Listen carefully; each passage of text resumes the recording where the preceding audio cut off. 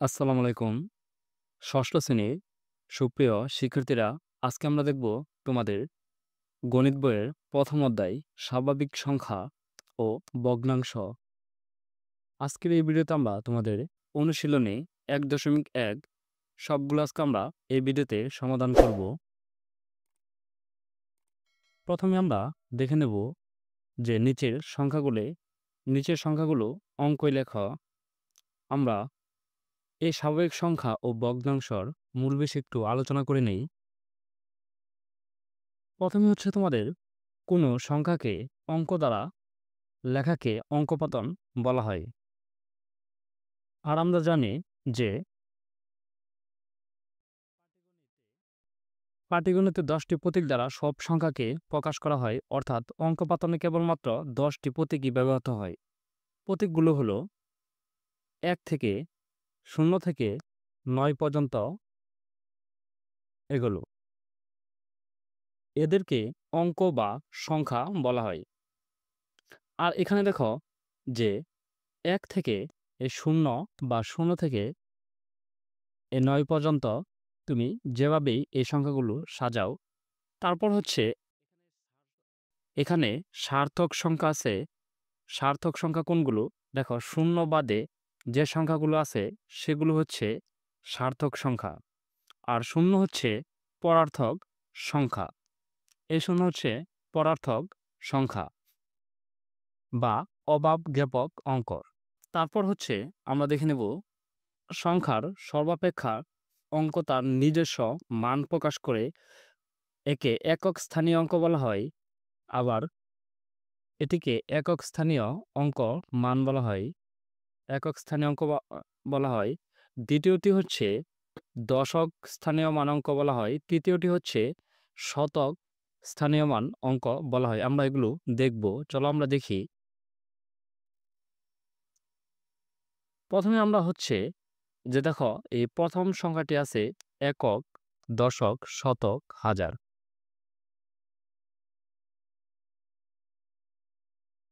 এখানে দেখো আমরা এভাবে লিখব।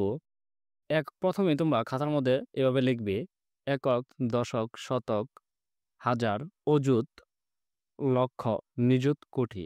এখন দেখো, শুধু শতক, এই শুধু শতকের গড়টি শুধু তার একটি গড় হয়। শুধু শতক একটি গড় হয়।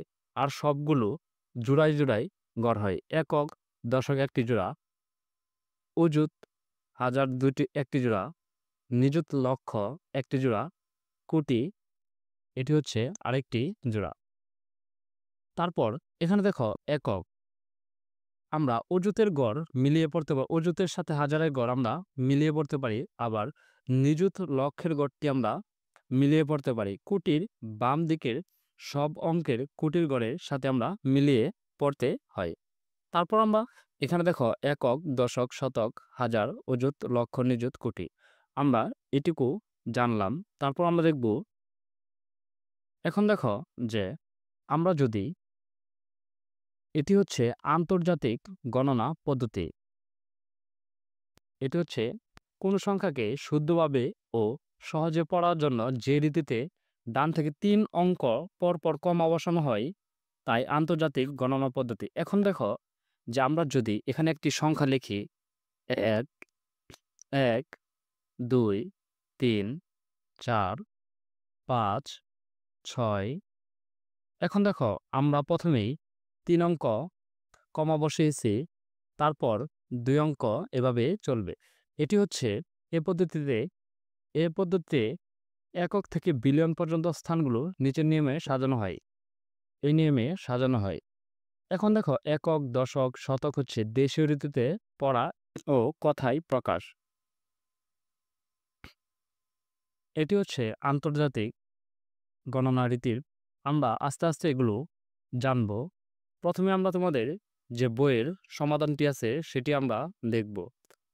প্রথমে তোমাদের বই আছে 20,070, 30,000 আর 55,400। দেখি আমরা তোমাদের বইয়ের সাথে এটি মিল আছে নাকি। এখন দেখো যে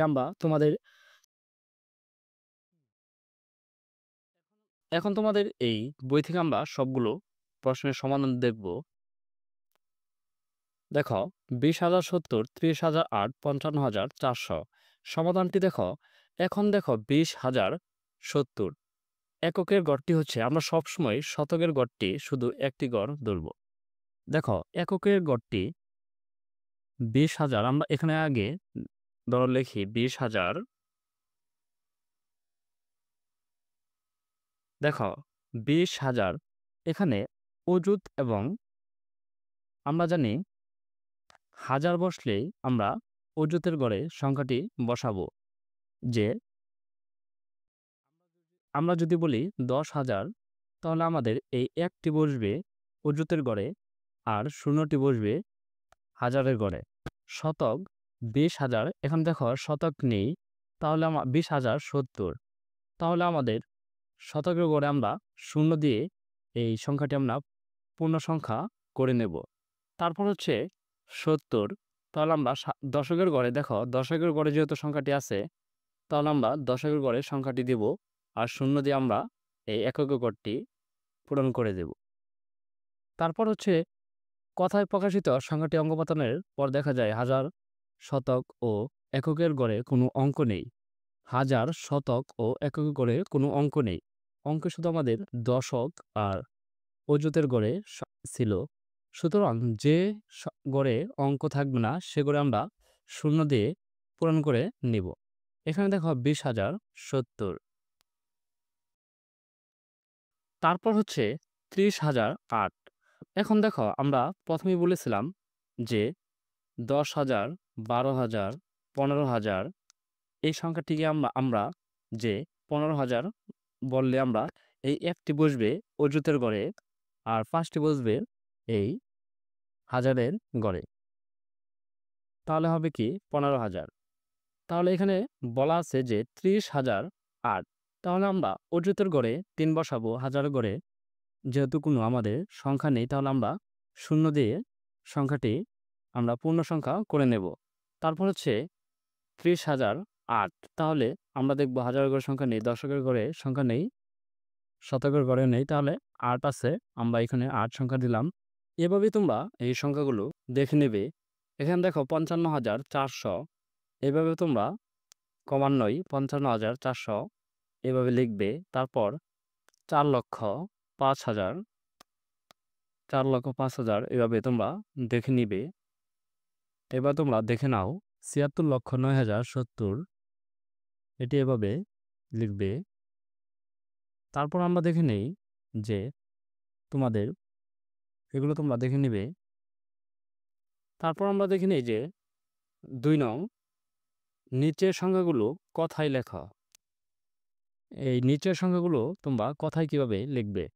প্রথমে দেখো এখানে 45,789, 41,007, 8,91,071। এখন দেখো যে আমরা এই সংখ্যাটি কিভাবে লিখবে। এখন দেখো আমরা যে একটি সংখ্যা বুঝি। এখানে দেখো 45,789। এখন এটি কিভাবে তোমরা কথায় লিখবে।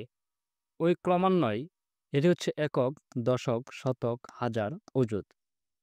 এভাবে তোমরা এই সংখ্যাটি এভাবে বসাবে যে একক, দশক, শতক, হাজার, অযুত। এখানে যেহেতু তোমাদের আমরা বলেছিলাম যে 10-এর উপরে যে সংখ্যাটি হাজার আসবে সেগুলি আমরা একটি হবে অযুতের গড়ে, 10টি হবে এই হাজারের গড়ে।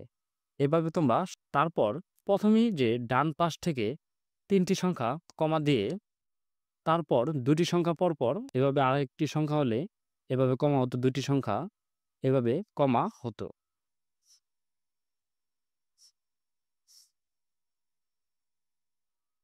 তারপর তোমরা এভাবে সাজিয়ে লিখবে যে একক, দশক, শতক, হাজার, অযুত। 45,789। তোমরা এখান থেকে দেখে নেবে 45,789। তারপর সংখ্যাটা হচ্ছে 41,007। এটি তোমরা 41,000, এটিও তোমরা একক, দশক, শতক,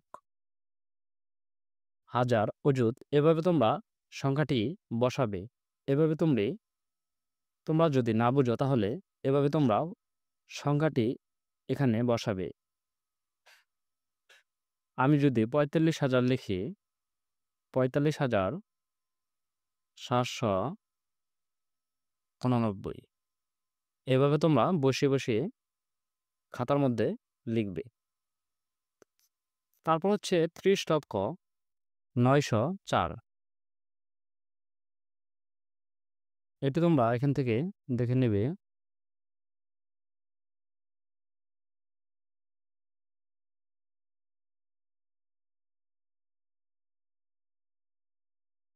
এগুলো তোমরা ৮,৯০,০৭৫, ৪৪,৭৮৫, ৬৮,৭০,৫০৯, ৭১,০৫,০৭০, ৫,৮,৭৭,০০৩ এগুলো তোমরা দেখে নিবে। তারপর আমরা দেখি সমস্যা ৩। নিচের সংখ্যাগুলোতে যে সকল সার্থক অঙ্ক আছে তাদের স্থানীয় মান নির্ণয় করো। আমরা জানি যে শূন্য বাদে যে সংখ্যাগুলো আছে সবগুলোই সার্থক। শূন্য শুধু সার্থক সংখ্যা না। তাহলে তোমরা এখানে কিভাবে লিখবে? এখানে দেখো ৭২ আছে, তাহলে এটি লিখবে ২, ৭। একক, দশক। একক এটি হবে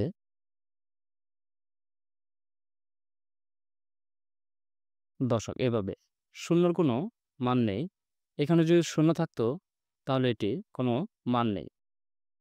এখানে আরেকটি সংখ্যা এভাবে লিখবে, একক, দশক, শতক। এগুলো তোমরা এভাবে দেখে নিবে।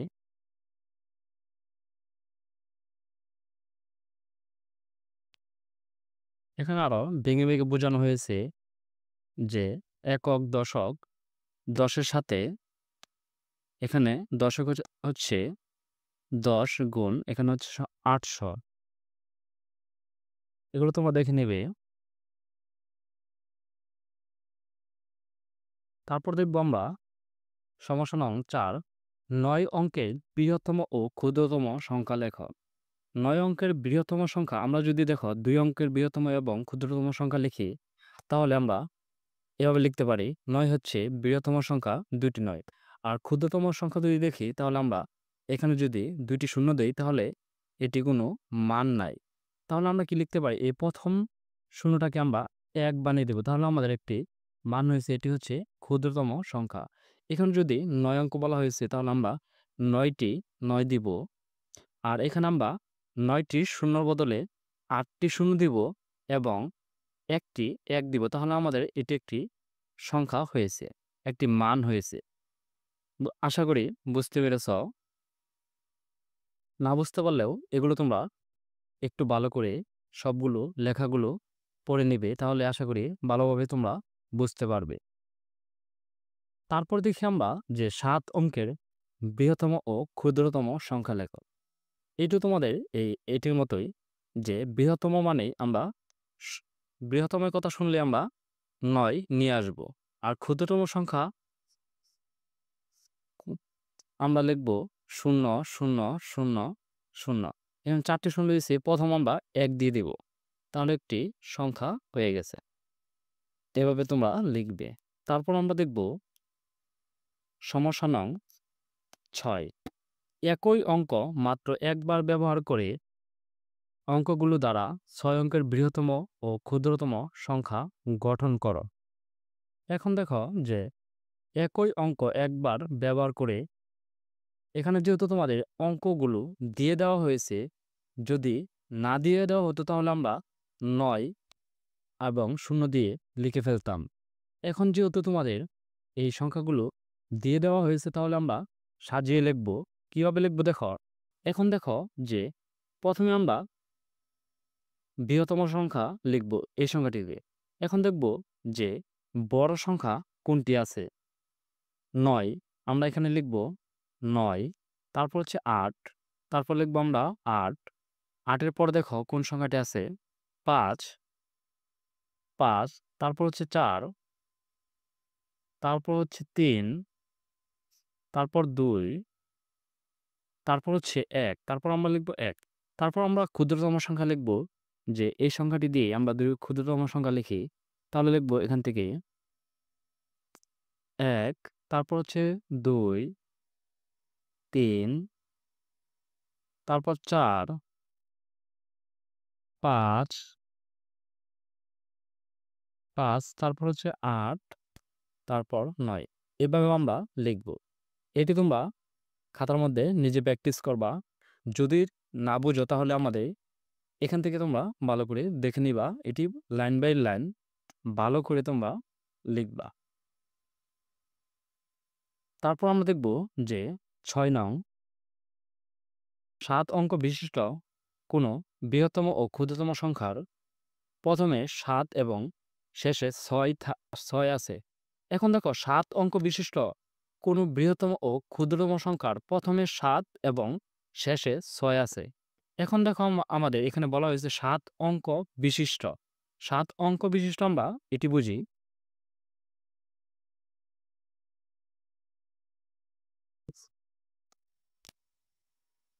এখন দেখো আমরা যদি এখানে ৭ অঙ্ক ৭ এবং ৬ আছে তাহলে আমরা প্রথমে দিব ৭, তারপর দিব ৬। এখন দেখো তারপর মাঝখানে আমরা যে সংখ্যাটি থাকবে ৭, ৫টি আমরা ৯ দিব। ৩, ৪, ৫টি ৯ দিলে ১, ২, ৩, ৪, ৫, ৬, ৭। তাহলে আমাদের এটি হচ্ছে বৃহত্তম সংখ্যা। আর ক্ষুদ্রতম সংখ্যা লিখলে আমরা লিখব প্রথমে ৭ লিখব, তারপর ৬, আমরা এই মাঝখানে আমরা ৫টি শূন্য দিব। তাহলে আমাদের হয়ে যাবে যে ক্ষুদ্রতম সংখ্যা। এটি হবে আমাদের ক্ষুদ্রতম সংখ্যা। তোমরা এই লেখাগুলো ভালোভাবে ভিডিওটি পজ করে এই লেখাগুলো তোমরা ভালো করে পড়বে। তাহলে আশা করি ভালোভাবে বুঝতে পারবে। এর অঙ্কগুলোকে বিপরীতভাবে সাজালে যে সংখ্যা হয় তা কথায় প্রকাশ করো। এই সংখ্যাটি আমরা বিপরীতভাবে কিভাবে সাজাবো? এখন দেখো আমরা যে এই ৫ আছে, এই ৫ আমরা লাস্টে ৫টি প্রথমে নিয়ে আসবো। এই ৭টি আমরা সবার লাস্টে নিয়ে যাব। দেখো ৫, এই ৫ নিয়ে আসবো ৫, তারপর ৪ নিয়ে আসবো ৪, তারপর আমরা ৩ আনবো, তারপর হচ্ছে ৭। এখানে বলা হয়েছে যে বিপরীতভাবে সাজালে সংখ্যা হয় তা কথায় প্রকাশ করা। আমরা এই সংখ্যাটি সাজিয়ে ফেলেছি। তারপর হচ্ছে কথায় ৫৫,৪৩৭ হয়েছে। আমরা দেখে নিলাম। দেখো যে আমরা ৫৫,৪৩৭ আমরা দেখে নিলাম। এটি বলা হয়েছে যে বিপরীতভাবে সাজালে। তাহলে এটি এই লাস্টটি প্রথমে আনবা আর প্রথমটি লাস্টে নিলেই আমরা এটির বিপরীত সাজিয়ে ফেললাম। ধন্যবাদ শিক্ষার্থীরা। আমরা তোমাদের এই প্রথম অধ্যায়ের অনুশীলনী ১.১-এর এই ৭ নং পর্যন্ত সমাধানটি আমরা দেখে নিলাম। আমরা পরবর্তী ক্লাসে দেখব দ্বিতীয় অধ্যায়। তোমরা যারা এখনো চ্যানেলটি সাবস্ক্রাইব করো নাই, এখনই সাবস্ক্রাইব করে ফেলো। আর যারা সাবস্ক্রাইব করেছো তাদেরকে অসংখ্য ধন্যবাদ।